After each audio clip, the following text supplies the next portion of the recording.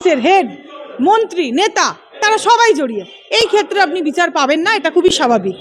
মানে আমাদের নির্যাতিতার যিনি প্রথম লয়ার ছিলেন আমাদের মাননীয় বিকাশ বাবু, তিনিও কিন্তু বলেছিলেন যে এটা একটা খুব দারুণ কথা, এবং সেই সেম কথাই বিকাশ স্যারের কথাতে আমিও আমরা দুজনেই একই কথায় আমি স্ট্যান্ড বাই করছি বিকাশ স্যারের সঙ্গে, যে উনি বারবার এটাই বলছেন যে যখন সঞ্জয় রায় বলে দিল যে হ্যাঁ এরকম একটা যে ঘটনাটা আজকে ঘটেছে সেটা আমাকে দিয়ে ঘটানো হয়েছে, এটা ট্যাম্পার করে করা হয়েছে এবং সরকার যুক্ত, তাহলে সেটা তদন্ত করা হোক পরিষ্কারভাবে, এটাও বলেছেন মাননীয় বিকাশবাবু। সেই সেম কথাই তো আমরাও বলছি যে এটা তো করা উচিত, এটা তো আমাদের অধিকার।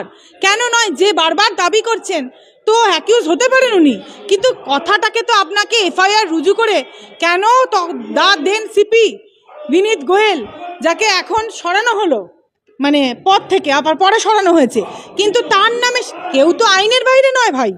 সে কালো কোট পরে থেকে শুরু করে জজের চেয়ার বলুন, every one is under the constitution of India. আমরা সকলে সংবিধানের হচ্ছে বাহক। হ্যাঁ অবশ্যই আমি ছিলাম ইন্টারভেনার অ্যাজ পারসন, কারণ আমি যেহেতু এখানে মামলাটা করেছি অলরেডি অনারেবল মহামান্য কলকাতা হাইকোর্টে, এবং সুপ্রিম কোর্টে যেহেতু মামলাটা সুয়োমোটো নেওয়া হয়েছে, সেই সুয়োমোটো মামলায় আমি পার্টিসিপেট ডেফিনেটলি করেছি।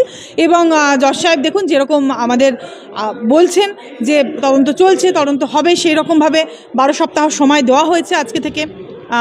তার মধ্যে ন্যাশনাল টাস্ক ফোর্সকে রিপোর্টটা দিতে রিকোয়েস্ট করেছেন মহামান্য কোর্ট, এবং আর তো বলেই দিলাম যিনি আর কি অ্যারেস্টেড হয়েছেন তার ক্ষেত্রে কি কি তদন্তের কথা বলা হয়েছে, যেহেতু স্টেট ইচ্ছাকৃত স্যাংশনগুলো প্রোভাইড করছে না যাতে করে ট্রায়ালটাকে ডিলে করা হয়, ট্রায়ালে যাতে করে হিন্ড্রেন্স চলে আসে, তো সেই হিন্ড্রেন্সটা ক্রিয়েট করার চেষ্টা করেছে স্টেট, সেটাকে দেখতে হবে, সেটাকে সিবিআই অবশ্যই সেটা যেন প্রপারলি দেখে সামনের দিকে যেন তদন্ত এগোয়, সেটাই জজ সাহেব অবশ্যই চাইছেন।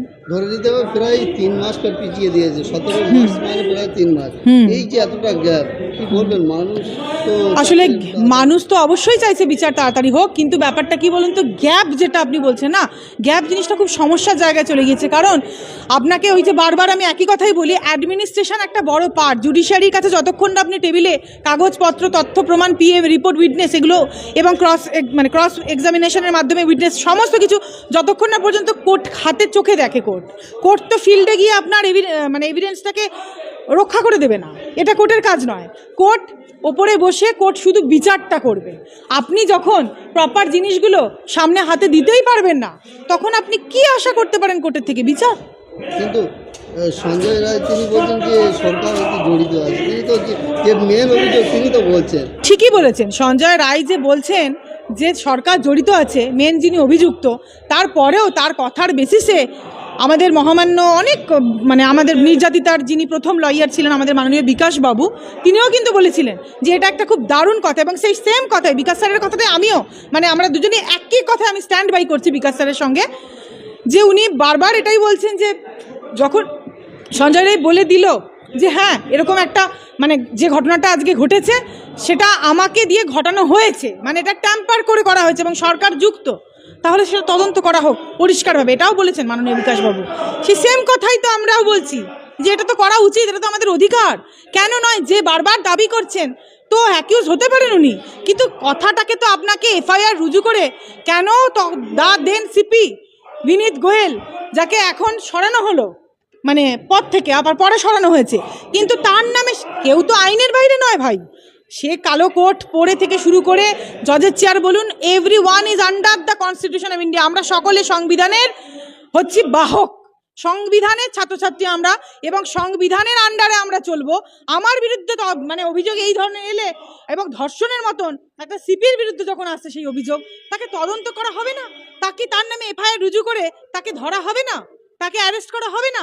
তাকে কাস্টাডিতে নিয়ে ইন্টারোগেট ইনভেস্টিগেশন করা হবে না? এগুলো তো আমরা আশাহত, এগুলো হওয়া উচিত। সিবিআইকে বারবারই আমরা অনুরোধ করি যে এটাই যেন করা হয়। সিবিআই আশা করি নিশ্চয়ই, দেখুন তারা একটা এত বড় ইনভেস্টিগেটিং এজেন্সি, মাথায় নিশ্চয়ই তাদের আছে যে তারা কিছু করবে, এবং তারা এই সেন্সে কিছু করবে, দেখা যাক।